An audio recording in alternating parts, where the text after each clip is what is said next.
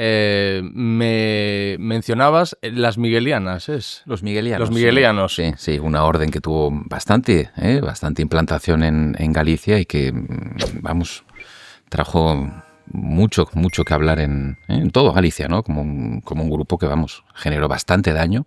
Su fundador finalmente acabó en prisión, no por todos los delitos que se le imputaban, pero antes lo hablábamos, ¿no? Que tú me comentabas, hombre, Galicia, tierra de tantas tradiciones, mitos, leyendas, ¿no? Y creencias, ¿no? Y que pocas sectas, ¿no? Y bueno, pues eso justo comentábamos, ¿no? Que ahí se dio una y con bastante extensión. No lo lamentaba, me sorprendía. No decía, hombre, Galicia, un sitio que tiene tantas creencias y no tenemos sectas. No, me sorprendía mucho. Y tú me decías lo de los miguelianos, que yo la conocía, había oído hablar de ella, pero no recordaba que estaba radicada en Galicia, o que como mínimo su fundador es gallego, entiendo. Correcto. Y como otros muchos grupos empiezan de una forma muy local, muy pequeña, en torno a algunas actividades que inicialmente pueden ser inocuas o inclusive beneficiosas para aquellos que las frecuentan, y que a medida que pasa el tiempo se va conformando una estructura de grupo concéntrica en torno a la figura de un fundador que se dice dotado de un talento, de un don, de unas capacidades extraordinarias, ¿no? Y que genera un efecto fascinador, muy seductor, y las personas empiezan de alguna manera a concentrarse en torno a esa figura, y de esta forma se va conformando lo que entendemos como no solo un culto a la persona del fundador, sino toda una estructura que finalmente podemos describir como un funcionamiento sectario. ¿Y los miguelianos siguen activos? Bueno, los miguelianos, como otros grupos, se transforman, se escinden, metamorfosean, ¿no? Y entonces, aunque los fundadores puedan ser penalizados o incluso pasar por la prisión, pueden terminar concretamente por ese mismo motivo todavía más endiosados, más idealizados, ¿no? Como mártires que sufrieron una persecución injusta, y en este sentido estos grupos no desaparecen, sino que se transforman continuamente. ¿Y el líder de los miguelianos quién es?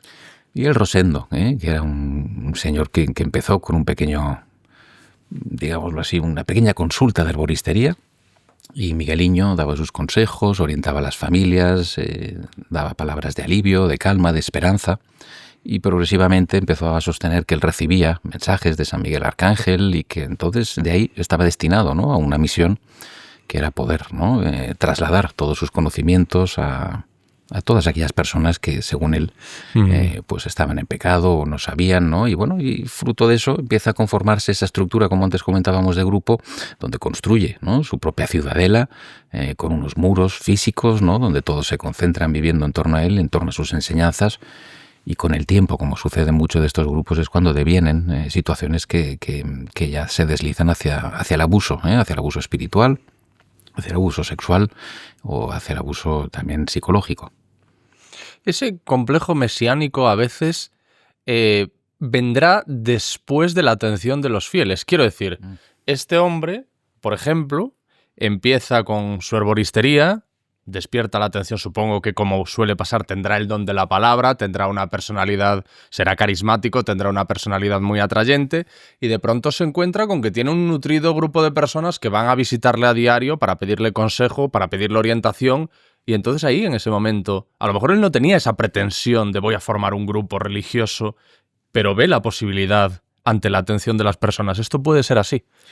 En general sucede así. Estamos hablando de situaciones que cristalizan a lo largo del tiempo, es decir, son resultado de un proceso, ¿no? Hay una visión que a mi gusto es bastante simplificadora, por la cual de alguna manera sostiene que ya, digamos, de punto de arranque, el fundador de este tipo de agrupaciones ya tiene una intencionalidad clara de generar un daño, un aprovechamiento, una explotación. Lo cierto es que la experiencia nos muestra que no es así, sino que lo sectario deviene a medida que pasa un tiempo donde hay unas interacciones muy complicadas entre los devotos y sus fundadores, y donde poco a poco se va conformando una dinámica de grupo que es cada vez más cerrada, más endogámica, que genera mayores grados de aislamiento, que genera toda una reeducación ideológica inclusive en la mente de sus devotos. Y por lo tanto, sí, es fruto de un proceso. Y eso se aplica del mismo modo a la figura del fundador. Los fundadores pueden arrancar, digamos, de una forma muy pequeña y muy modesta, ¿no? Y poco a poco, a medida que reciben esos inputs, digamos, o esos suministros mayormente narcisistas, ¿no? En el sentido de que se le rinde una devoción o se le adora, ¿no? Se le rinde pleitesía a distintos niveles. Claro, eso va haciendo que la figura del fundador crezca. Entonces ahí se establece un bucle o una suerte de loop que se va retroalimentando a medida que pasa el tiempo, ¿no? El fundador se siente un escogido y por extensión escogerá a otros. En la medida en que el otro se sienta escogido, el bucle se va cerrando más y más. Entonces ahí se construye algo que describimos como una relación sectaria, es decir, una relación que no es que sea tan solo exclusiva o exclusivista, sino que gira en torno a un mensaje mesiánico, transformador, y esto puede tener, ¿no?, un nivel de penetración muy potente en momentos de crisis, de vulnerabilidad, de desazón o de transición vital. Y Miguel Rosendo ahora está en la cárcel. Correcto, pero insisto que muchos de estos fundadores no acaban en prisión porque siempre están, ¿no?, como en un límite donde bordean aquello que puede transgreder. Lo ilegal. Exactamente. Y por lo general también depositan sobre un núcleo más cercano. Sus devotos, que conforman un núcleo más de hierro en torno a su figura, son como los brazos extensores de la figura del fundador y también cómplices por extensión. Y de esta forma también, bueno, van irradiando, ¿no?, sus focos de influencia a través de los demás. ¿Y a Miguel por qué lo meten en la cárcel? Es decir, ¿de qué se le acusó? Se le acusaban de bastantes delitos, de numerosos delitos, pero finalmente se le imputó pues un delito de carácter sexual sobre una menor de edad. Pero se le imputaban muchos otros, ¿no? Esto es una de las cuestiones que nos encontramos a nivel de los tribunales, ¿no? La dificultad de objetivar todos los daños que se perpetran, porque no solo es que sucedan a puerta cerrada y en el ámbito de la intimidad, sino que suceden a través de la penetración en el ámbito más íntimo de la conciencia de las personas, donde finalmente la voluntad se doblega fruto de esa intromisión o de esa invasión, mejor dicho, en la conciencia más íntima de las personas, ¿no? Se altera su manera de percibir la realidad, su manera de comunicarse con los demás, su manera de sentirse a sí mismos o a los demás, y de esta forma se va alcanzando una transformación completa de la identidad. Claro, en el caso de Miguel, el quid de la cuestión es que quien estaba involucrada en esos abusos sexuales o la agredida era una menor. Si hubiese sido una persona adulta, no habría podido hacerse nada al respecto, aunque efectivamente mediasen esas dinámicas de poder de las que tú hablas. Este es uno de los escollos, digamos, ¿no? Que como son adultos, por lo tanto, supuestamente tenían capacidad, ¿no?, como para decir si consentían o no consentían. La cuestión del consentimiento es muy compleja, ¿no?, tanto en las relaciones afectivas como en las relaciones de grupo, ¿no?